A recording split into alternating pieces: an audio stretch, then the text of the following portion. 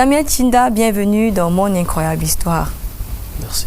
Merci d'accepter d'ouvrir votre cœur avec nous aujourd'hui et de nous raconter ce périple que beaucoup de couples vivent et vont continuer de vivre. Mais vous en êtes sortis finalement avec une issue plutôt heureuse aujourd'hui. Nous sommes en 2008, lorsque votre épouse est enceinte, mais la grossesse ne se passe pas normalement. Qu'est-ce qui se passe en réalité? D'abord, le traumatisme vient d'abord du fait que, pour moi, au départ, mon mariage a été d'abord contesté par ma famille. Et quelques années plus tard, à peine 2 ans de mariage, sans raison, vous avez sous-entendu que dans le village de ma femme, on coupe les têtes des gens. Parce qu'il y avait une histoire comme ça au village où les gens de un monsieur a coupé. Il y avait dans le village un monsieur qui s'est fait assassiner par sa femme. Et curieusement, quand les bandits sont arrivés à la maison, ils ont maîtrisé le monsieur, ils ont demandé à sa femme d'exécuter le travail. Le monsieur a été désagréablement surpris de voir que les bandits qui sont venus l'agresser, et c'est sa femme qui avait monté. Et sa femme a effectivement plu et la machette a tranché le cou de son mari. Et ma femme venait de ce village. Ah, donc du coup, quand je m'entête à me marier, le premier enfant est sorti sans problème. Alors, et malgré que la famille a contesté, j'ai dit, moi je crois à mon destin, c'est ma femme, je vais m'aventurer. Alors, à la 2e grossesse, c'est là où le calvaire commence. Une nuit, je me réveille, elle me tapote, elle me dit, regarde ce qui se passe. Je vois le sang, presque 1,5 litre de sang avec le caillou sur le lit. Et à 3 mois de la grossesse. J'ai directement contacté un de mes amis, Dr Nana, qui était à l'époque à l'hôpital de Beau comme chef de district, qui aujourd'hui est allé aux États-Unis et est rentré ouvrir une clinique Hôtel de Dieu à Lorbissou, je pense, un truc comme ça. Alors, il me dit d'amener ma femme. Le premier avait à peine 1 an et demi. On arrive à l'hôpital, fait le diagnostic, il donne un peu de traitement et puis il dit que ça devrait y aller. On fait l'échographie, on voit que l'enfant est là, on rentre. Tous les jours, pareil, tout le sang. Jusqu'à finalement, il a décidé d'hospitaliser madame. Elle a fait 4 mois à l'hôpital. Jour pour jour, le sang coule, le sang sort. Il est même passé au niveau où on a demandé mon sang. Ce n'était pas compatible avec le sien. Oui. Et ensuite, sa maman, ça a pu fonctionner avec sa mère et on lui faisait une transfusion tous les 3 jours. Alors, du coup, dans ma tête, je dis, est-ce que c'est ça que ma famille avait vu ou bien ils avaient vu autre chose? Ça a commencé à m'étiquer dans la tête. Mais je n'ai pas baissé les bras, j'ai dit, je vais aller jusqu'au bout. Parce qu'en faisant, je suis quand même un peu têtu parce que j'avais aussi un défi à relever. Il ne fallait pas que le lendemain, on dise que voilà ce qu'on m'avait dit. Alors, ça venait un peu de partout. On dit, c'est le père de la fille. Lui-même, son père a commencé un travail quelque part où il est entré dans la sorcellerie. Et que son père a même fait 1 mois sans aller au sel. On est en train de demander sa première fille. Je dis, je ne crois pas à ça. Je vais d'abord suivre la médecine moderne. Je veux d'abord qu'on me pose un diagnostic réel, qu'on me donne le nom de la maladie. Si je n'arrive pas à soigner, je vais maintenant prêter l'oreille à ce que vous êtes en train de me dire. Alors, l'hôpital, après ça, j'ai quand même dépensé des sommes dont je ne peux pas dire. Finalement, l'enfant là est né à 8 mois. Et on croyait que c'était le problème de grossesse. C'est là où, quand elle accouche, le vrai saignement maintenant commence. C'est là où docteur Nana, on croyait que quand l'enfant est né comme ça, c'était... Tout allait s'arrêter. Oui, tout allait s'arrêter. C'est alors que la vraie maladie a maintenant déclenché. J'ai fait tout ce que je pouvais. Les poches de sang, le traitement, tous les semaines, j'étais dans 200, 300, 400, 500 000. Alors, je suis rentré un jour et l'enfant est né comme ça. On lui a remis entre les mains de sa grand-mère puisqu'elle ne pouvait pas allaiter. Donc l'enfant n'a jamais été jusqu'à aujourd'hui. Il a 17 ans aujourd'hui. Alors, Et c'est la grand-mère qui regardait cet enfant. Et j'étais à la maison avec l'autre fille, ma première fille. Alors, chemin faisant, un soir, mon téléphone sonne. Mon cœur bat d'abord parce que je vois Dr Nana m'appelle vers les 23h30. Je me dis que ça peut être comme ça, me dit, puisqu'elle était devenue tout mince. Et comme ça, me dit que la femme là m'a lâché. Il me dit, tu es un frère, tu es un ami. Je ne veux pas te cacher parmi ces mains. La maladie de ta femme m'a dépassé. Si tu as d'autres solutions, adopte. J'ai dit que merde. Je prends donc la petite qui avait 2 ans et demi à l'époque. Je ne pouvais pas aller donner, puisque la famille de ma femme aussi c'est la polygamie. Je ne pouvais pas aller prendre ma première fille encore, aller donner là-bas. J'ai contenté une ex que je suis parti donner ma première fille. Et que même par la suite, j'ai encore pris même l'autre pour donner toujours là-bas. Parce que ça, on regardait un peu de moyens que j'avais. Et puis, on voyait que le risque était plus grand que l'intention de dire que mon enfant était où. Et la dame n'était pas en posture de juger où se trouve l'enfant. Il avait sa vie à sauver, ses enfants à vivre. Tout ça sur ma tête seule. Aucun membre de famille ne se rapproche de moi. On me dit, on t'avait dit. Et là, j'ai dit, vous serez surpris. Quand Dr Nana m'informe, je prends le téléphone, j'appelle mon grand frère aîné, qui a une clinique ici à Douala, dont je tais le nom. Il me dit, j'accepte que tu évacues ta femme ici.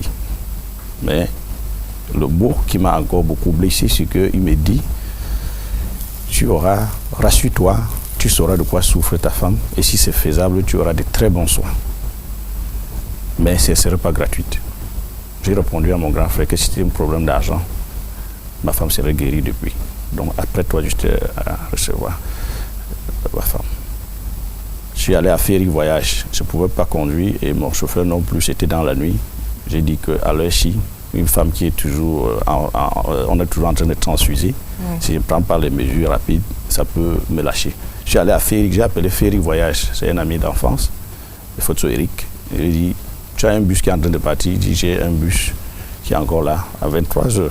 J'ai dit non. S'il y a même des personnes que tu peux mettre dans le bus là pour rien, c'est moi qui paye tout le bus et puis je reste derrière avec la dame soit allongée et puis je l'accompagne à Douala. On a pris la route. Vers 8h, on était à Douala. Justement, mon grand frère a pris le temps de venir rapidement recevoir. On a demandé une caution d'1 million que j'ai déposée. Ils ont engagé à stabiliser d'abord la santé, mettre des produits pour maîtriser d'abord son organisme. Et après, on a demandé d'aller faire tout un bilan de santé dans lequel il y avait le scanner, il y avait tout ce qu'il fallait faire. Alors on va faire le scanner. Et une semaine après, tous les examens sortent. Mon grand frère m'appelle au bureau. Il me dit, je ne sais pas si c'est la malchance ou c'est la chance pour toi, mais voilà. On a diagnostiqué un cancer au rein gauche de ta femme. Oula. Et j'ai tenu à ce que tu viennes parce que la seule solution, c'est d'opérer. Il n'y a pas un miracle pour le cancer. Et ainsi, il finit de me dire ça. Il me donne sa facture qui était déjà encore à 2 millions quelque chose. Je paye. J'ai dit que bon, elle a encore combien de temps à vivre si elle garde son cancer et s'il faut, parce que là, on ne pouvait même pas l'opérer, il fallait qu'on ait au moins 1 mois ou 2 mois pour qu'elle reprenne, qu'elle ait le sang suffisant pour affronter l'opération. Tout ça, je suis sur ça seul, à Douala. J'ai abandonné tous mes affaires à Bafoussam à l'époque. On a fait tous les examens, dès qu'on a déclaré comme ça. La seule chose que j'ai répondu à mon grand frère, j'ai dit, j'ai payé ta facture. Maintenant, comme tu me dis que la solution, c'est l'opération. Et moi, je pense que toi, tu n'es pas Dieu.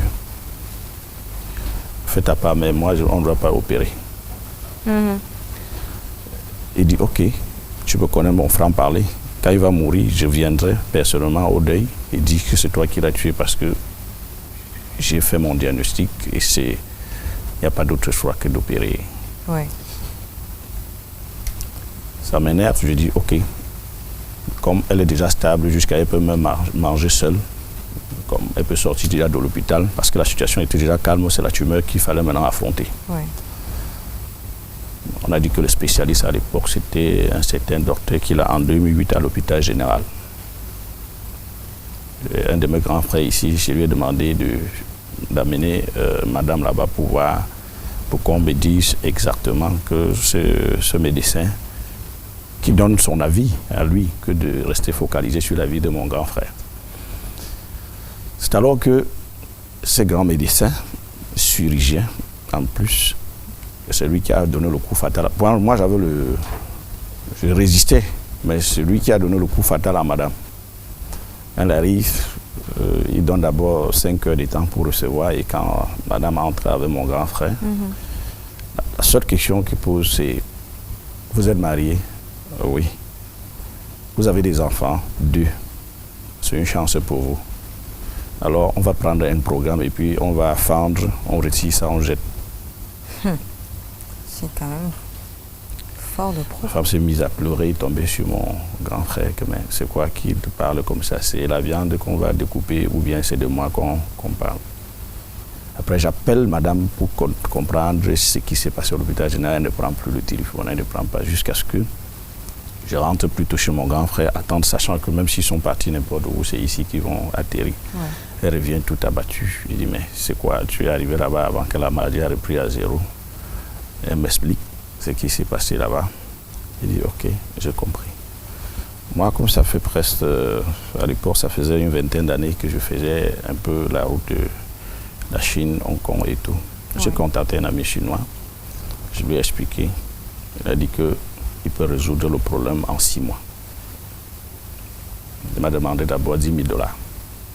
J'ai donné les 10 000 $, il a envoyé le traitement. 4 mois après, on a envoyé faire tous les examens qu'on avait fait. Il n'y avait plus de tumeur. Incroyable. Elle a continué le traitement. Ouais. En 6 mois, je suis parti chez mon grand frère, j'ai dit refaire l'examen de madame, voir. Tu as tellement d'argent à dépenser, machin, tu penses? Je dis, presque encore, on va aller à l'imagerie, on va reprendre. Déjà, l'échographie abdominale qui montrait, il fait d'abord l'échographie abdominale qui montrait l'anomalie sur le rein gauche. Ouais. Ça montre que tout est normal. Il devient curieux. Lui, il prend sur lui maintenant d'envoyer faire un autre scanner, et est-ce que c'est lui-même qui doit payer parce qu'il veut comprendre. Quand le scanner sort, il dit que c'est à lui qu'on donne directement. Quand on lui donne, il constate, il voit que la tumeur a disparu. C'est lui qui m'appelle le premier pour me dire que je suis un sorcier. Il dit que non, je ne suis pas sorcier. Il dit, mais voilà l'examen de la femme là. J'ai dit, je savais, j'avais déjà fait. Donc quand je venais te montrer là, c'était juste pour te passer le message du calvaire que j'ai vécu. Alors, à côté, toute la famille, tout le monde s'est rendu compte que l'affaire où on parlait de la sorcellerie, ceci, machin, je suis resté droit dans mes bottes. J'ai dit, et la majorité des personnes qui meurent, c'est quand ils prêtent 2 oreilles. Okay. Et ils chassent 2 lièvres à la fois. Finalement, même si elle guérit, tu ne sauras pas de quel côté. Si elle meurt, tu ne sauras pas de quel côté. Moi, je vais choisir ma voie. Si elle meurt sur cette voie, j'assume. Voilà la devise que j'avais prise. Et puis, la voie de la tradition, c'est quand le malade montrait déjà les signes où les médecins ont dit « je ne veux plus de ce malade ». Un peu comme Dr Nana m'avait dit. C'est à ce moment-là que j'aurais pu encore penser que mais finalement, c'est quoi? Mais j'ai cru quand même que la médecine de Bafoussam et le plateau technique pouvaient être un peu moins efficaces qu'à Kadouala. Donc il fallait voir mieux. Il fallait voir mieux. Donc, et là, j'ai osé. Et vous avez osé et votre épouse a finalement trouvé la guérison. À 100%. Elle est à nouveau tombée enceinte. Elle est, après ça, quand elle a trouvé guérison, elle est tombée enceinte de mon 3e enfant, ouais. Qui est Yann. Et parce que celui même que la maladie avait commencé quand madame était enceinte, à 17 ans aujourd'hui, et son frère dirait là, à 16 ans. Et après, il y a une autre fille qui est sortie qui a 11 ans. Ouais. Et j'ai clôturé avec le jumeau, avec la même femme. Et pour la petite histoire, ça a été un combat rude parce que, à côté, puisque dans la famille de ma femme, je ne pouvais compter sur personne. Ouais. Son père, c'est un mécanicien. Et je sors d'une famille, donc on ne présente pas. Et puis, on m'avait déjà dit, je ne dois pas quitter de la famille comme ça pour aller comme ça prendre une femme. J'ai dit non, c'est mon destin, j'ai choisi comme ça. À l'époque, quand je l'épousais, elle avait à peine le BPC. Mais aujourd'hui, elle est dans sa carrière de Bac+7 avec une licence en comptabilité et un DT en assurance avec mes 6 enfants qu'elle a fait et en parfaite santé. Donc ça a été un combat. Et aujourd'hui, je peux dire, par la grâce de Dieu et par ma foi et ma détermination, je peux dire, j'en sors de cette histoire non seulement averti, fier, et je rends grâce à Dieu de m'avoir donné cette force, cette intuition de ne pas croire au ragoût du quartier. Docteur. Il faut dire que il n'y a pas la logique, il y a des logiques. Il y a des logiques et il y a aussi des rationalités. Ça veut dire que la médecine conventionnelle, qui est considérée comme la médecine moderne, a ses canons, a sa méthode. On peut dire que il faut jamais se décourager. Il faut, lorsqu'on a buté, il faut chercher d'autres sources de solutions ou d'autres options. Donc justement, oui. Le fait d'explorer ces options-là, est-ce que c'est un instinct de survie psychologique? Bon, je refuse l'opération, je refuse tout, j'explore moi-même. C'était un risque qu'il a pris. Ouais. Parce que la médecine moderne nous donne des canons assez rationnels et bien maîtrisés. Quand on a découvert une tumeur, c'est qu'on a quand même fait un certain nombre d'examens. Ouais. Ça veut dire qu'il y avait la tumeur. Et que les seules voies qui sont suggérées dans la médecine moderne, c'est l'opération pour enlever la tumeur et passer aux autres phases que nous connaissons, chimiothérapie et autres. Donc, il n'a pas choisi cette voie-là, mais c'était un grand risque qu'il a pris. Une motivation remplie de désespoir. Non, c'était pas le désespoir en tant que tel, de mon point de vue, puisque il avait de l'argent et il était prêt à payer l'opération, mais c'est comme s'il avait eu un doute. Il a eu un doute et c'est souvent lié à nos croyances, c'est souvent lié à un certain nombre de choses, parce qu'il a dit que, mais on a dit qu'on va la coucher, on va couper, on va enlever, on va jeter. Donc il n'était pas en désespoir. Il n'a pas apprécié la façon dont ce médecin avait communiqué. C'est ça qui a motivé sa décision à aller voir ailleurs. Docteur, vous avez écouté ces 4 histoires incroyables, des histoires de résilience sur chacune de ces formes, mentale, psychologique, physique, affronter la famille, affronter le regard, affronter la société, affronter ses propres peurs. Mais au fond ou à la fin, ils réussissent quand même à traverser tout ça. Nous avons traité différents cas et dans tous ces cas-là, on a pu percevoir la souffrance psychique à différents niveaux. Et quand on dit souffrance psychique, on pense à la tête ou alors on pense au cerveau. Et dans nos langues bantou, je ne sais pas comment vous appelez le cerveau ou la tête, mais quand on dit cerveau, on renvoie à quelque chose qui se passe dans la tête. Dans la tête ou le cerveau, parfois, ça veut dire la même chose. Moi, je suis un Bassa. On appelle le cerveau bonga, qui veut dire fête.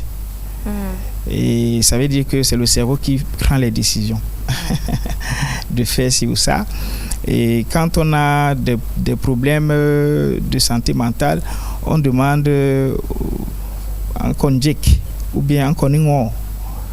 Njek veut dire que tu as brisé les règles sociales ou socio-culturelles de ta communauté.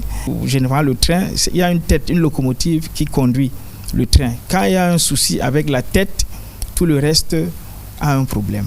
Donc, il est très important de prendre soin de notre santé mentale, c'est extrêmement important.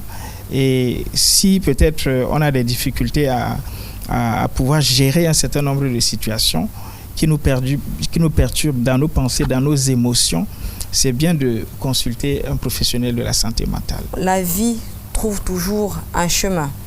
Je vais remercier Serge Alain, je remercie Idriss, merci à Audrey, merci à Samuel d'avoir accepté de raconter ces histoires, ces incroyables histoires avec nous aujourd'hui parce qu'elles sont toutes aussi particulières, remplies de force, d'abnégation, de résilience, de renaissance même et de leçons de vie finalement à ceux qui nous regardent aujourd'hui. Et si vous aussi à la maison, vous voulez raconter votre incroyable histoire sur Balafon Télévision, vous nous écrivez tout simplement sur Balafon Télévision sur notre page Facebook.